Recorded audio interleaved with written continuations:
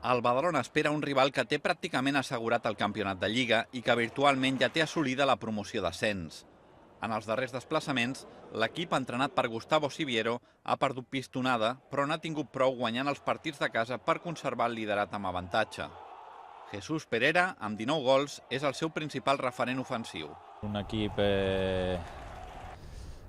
fet per pujar, amb econòmicament un potencial molt per damunt de la resta d'equips, i és un equip realment, doncs, és un equip que juga amb 4-4-2, amb els dos puntes que són una mica els que marquen la diferència en aquest grup, que són Antoñito i Perera, que és el màxim golejador del grup, que són dos jugadors amb experiència a primera divisió.